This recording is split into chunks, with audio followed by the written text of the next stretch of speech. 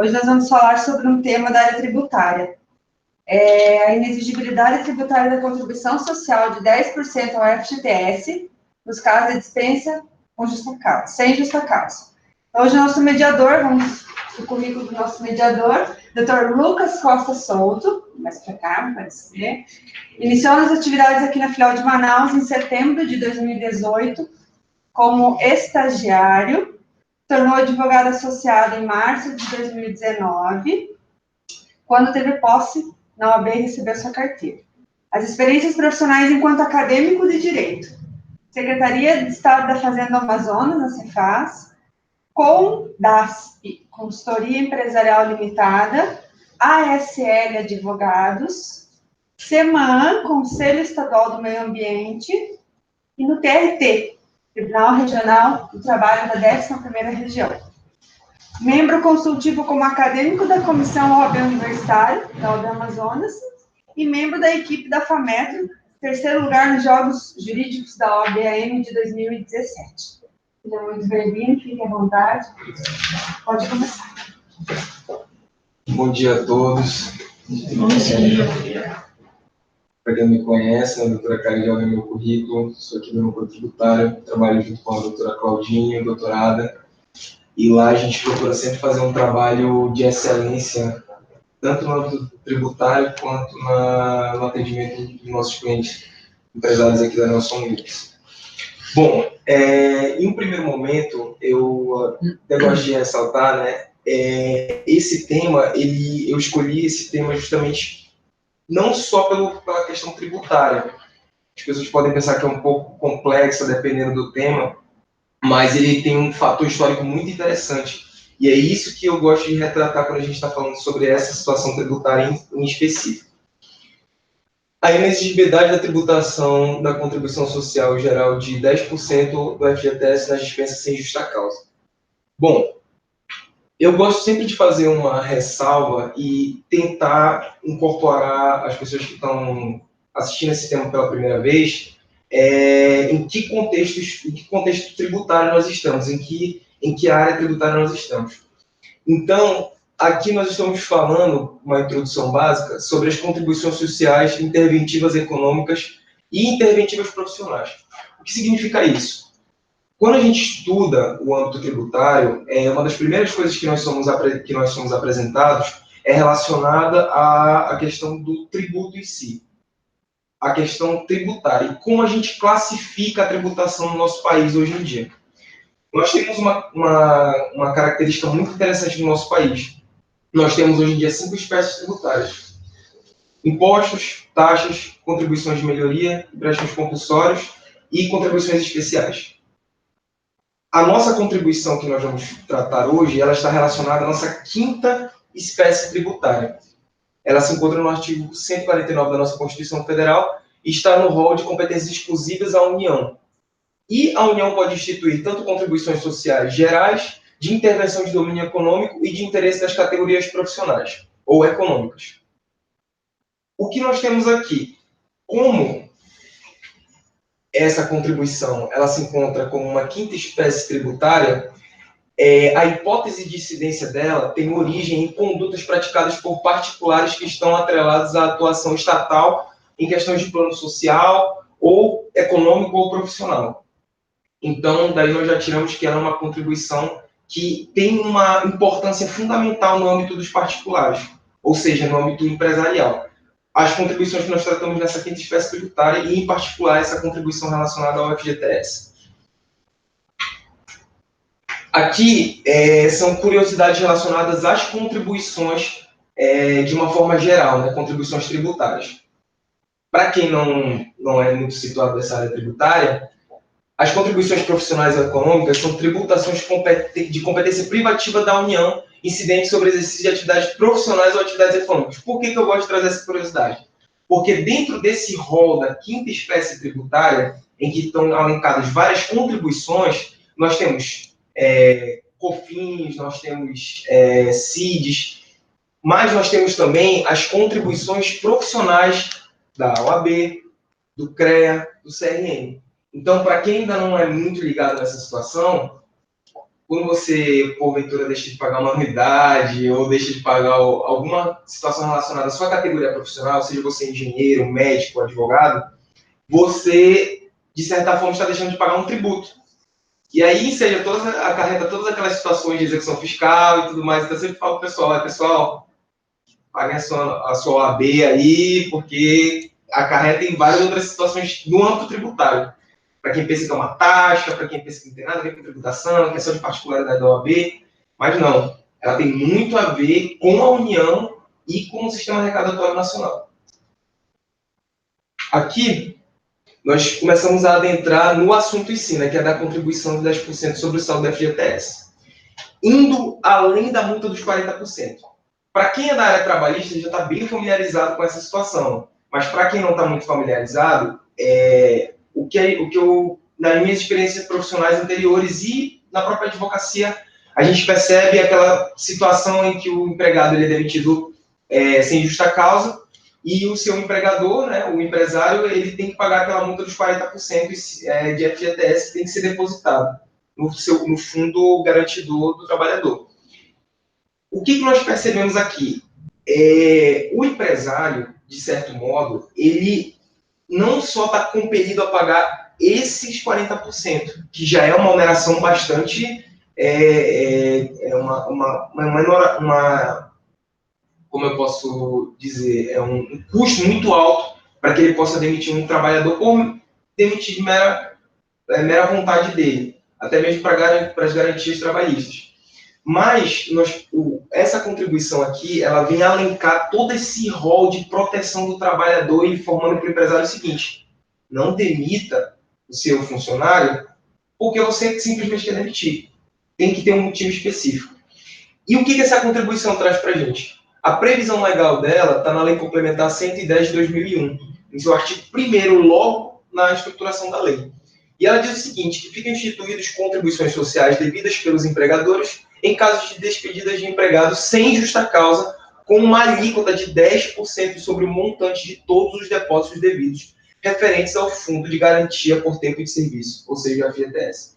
Então, quando a gente vai numa reunião com um empresário, quando a gente tem esse primeiro contato, eles ficam até assim meio, nossa, é um custo muito elevado, porque essa contribuição, além do FGTS que ele tem que fazer o depósito caso ele demita sem justa causa, aquele montante de FGTS vai ser calculado uma porcentagem de 10% em cima dele para que ele pague para a União. E eu vou já explicar para vocês o motivo dessa situação. Uma curiosidade interessante é que o Supremo Tribunal Federal, na DIN 2556 e 2568, ele teve uma discussão jurídica doutrinária muito forte a respeito de tentar entender qual era a origem real dessa contribuição de 10%. Se ela tem uma origem meramente como taxa, se ela tem uma origem meramente tributária, ou é uma obrigação acessória. Então, o Supremo Tribunal Federal já entendeu de forma pacificada que ela possui uma natureza tributária de espécie de contribuição, que é aquela quinta espécie tributária que eu já tinha falado anteriormente. Então, só para deixar o pessoal situado, né, de que ela tem essa origem tributária muito forte, essa contribuição. As curiosidades que envolvem esse assunto, essa contribuição em cima desse FGTS. O motivo da sua criação foi o objetivo de recompor perdas do FGTS em razão da necessidade de ressarcimento aos correntistas dos expurgos inflacionários relacionados aos planos, Plano Verão e Plano Collor. O que acontece, pessoal, para quem é de uma época anterior? Em um momento histórico que o Brasil viveu de forma recente, nós percebemos que a inflação é uma coisa terrível.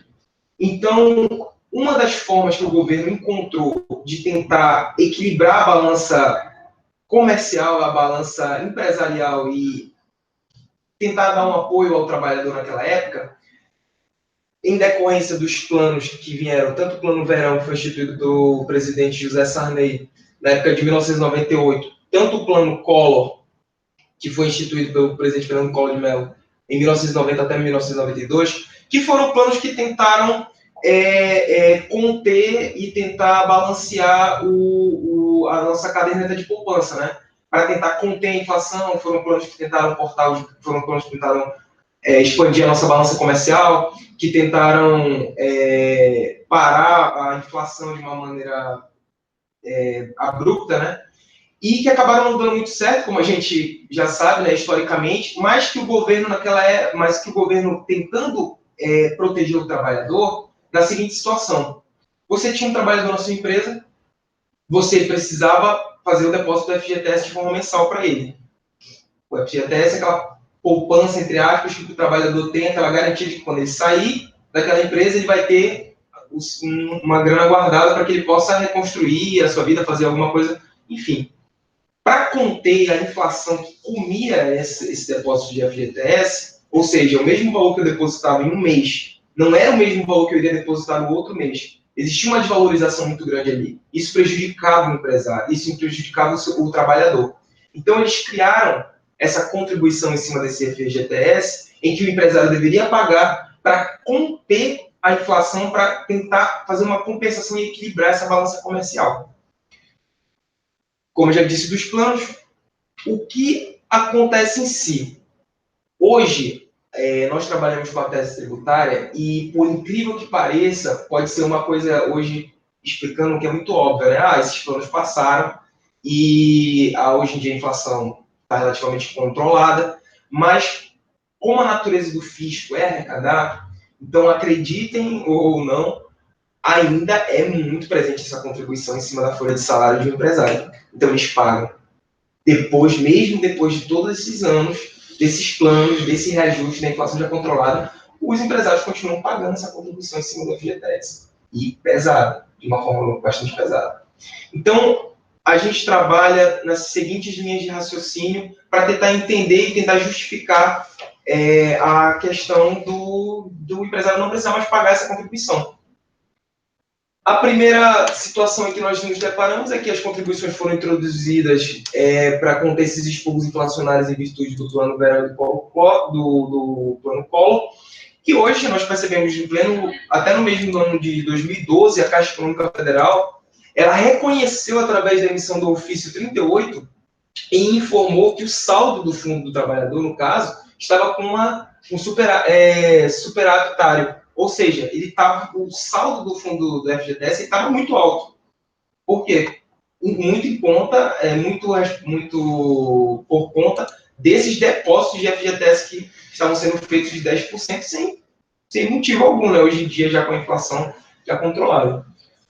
A nossa outra linha de raciocínio relacionada a esse tema, o próprio Congresso Nacional, inclusive, aprovou a sua extinção em julho de 2013 através do projeto de lei complementar número 200 do ano de 2012. Contudo, ele foi vetado sob o argumento de que a extinção da cobrança da contribuição social geraria um impacto por extremamente alto nas contas do FGTS, o que impactaria no programa Minha Casa Minha Vida, trazendo prejuízos aos próprios correntistas do FGTS, né? Foi o argumento que foi utilizado para tentar barrar que os empresários parassem de pagar essa contribuição que a gente já percebe que já está um tempo aí sendo pago e que hoje em dia não faz nenhum sentido. E como nós... a quarta hipótese, que é o nosso cabo-chefe de tese e que nós... a situação mais jurídica, é de que, ainda no sentido dos inúmeros argumentos, o que mais chama a nossa atenção e o cabo-chefe de nossa tese jurídica é que no artigo 149, inciso 3º, a linha A, ele fala que compete exclusivamente à União instituir essas contribuições. Na terceira ele fala, poderão ter alíquotas, e A ele fala, as valores tendo por base o faturamento, receita bruta e o valor da operação, e no caso de importação, o valor aduaneiro. Em nenhum momento, a emenda constitucional 33 de 2001 e o texto constitucional em si originário, ele especifica que tem que ter uma contribuição social em cima da dispensa de empregadores sem justa causa. Então, o próprio texto constitucional, ele não traz em nenhum momento, em nenhuma escala do texto, que deve ser instituída essa cobrança de 10% em cima do FGTS nas questões de dispensa sem justa causa. Então, se a própria Constituição ela demonstra para a gente que isso não é uma hipótese de criar uma alíquota para uma nova contribuição, ou seja, um tributo, então, por óbvio que, de forma completamente indevida, né, completamente irrazoável, não só pelo fator histórico de já ter sido sanada essa situação de inflação, né, esse expurgo inflacionário, quanto também no texto constitucional que resguarda essa tese. Aqui eu tomei a liberdade de trazer para vocês a tela do site do Supremo Tribunal Federal. Por incrível que pareça, depois de anos dessa discussão, a gente está lutando com os empresários, fazendo com que eles parem de pagar essa contribuição para enxugar a folha salarial deles. Mas, ainda assim, depois de 2 decisões desfavoráveis no STJ, e aí depois foi reconhecido que o STJ não tinha competência para tratar desse assunto, e aí foi parar no STF, e agora foi reconhecida sua repercussão geral, né, na matéria do recurso extraordinário 878-313 de Santa Catarina, e está nas mãos do nosso ilustre ministro Marco Aurélio, e a última movimentação dele foi semana passada, 13/5/2019. E a mais importante foi quando o ministro Marco Aurélio pediu para que ele fosse incluído na pauta de julgamento desse ano ainda, para tentar dar uma solução de uma vez por toda para essa contribuição que está sendo paga aí há anos e anos e anos pelos empresários do país. Então, eu acho interessante você mostrar a tela da STF, né, desses temas que tem uma repercussão muito grande no âmbito empresarial, é o nosso dia a dia, né, questão trabalhista. Aqui é o nosso meio de como nós tratamos, de como nós mostramos para o empresário a forma da inexigibilidade dele conseguir que seja declarada a inexigibilidade dessa tributação e também os meios que nós temos para recuperar toda essa tributação que foi paga de forma indevida nos últimos 5 anos, né? Tem um prazo aí prescricional para a gente entrar, para a gente conseguir toda essa tributação que foi paga indevidamente. Nós temos o mandado de segurança, através dele nós conseguimos uma sentença declarativa, informando de que aquele empresário, aquela empresa, ela não está mais obrigada a pagar aquela contribuição de 10% em cima dos funcionários desse justa causa. E, através disso, posteriormente, nós temos uma ação ordinária pedir essa restituição dos últimos 5 anos de tudo que foi pago de forma indevida do nosso empresário. Então, isso deixa o empresário feliz, ele fica confortável a aceitar a tese e a comprar a briga junto com a gente, né, para a gente tentar recuperar essa tributação que foi paga de forma indevida. Além disso, tem outros caminhos, às vezes a gente consegue também entrar com uma ação ordinária de forma direta, já para pedir inexigibilidade e tudo que foi pago de forma indevida, mas em um contexto geral, a tese ela funciona dessa forma e nós temos obtido bastante sucesso no âmbito empresarial com esse tema, que é um tema que eu acho bastante relevante e eu espero que vocês tenham gostado, né? E é isso. Gostaria de...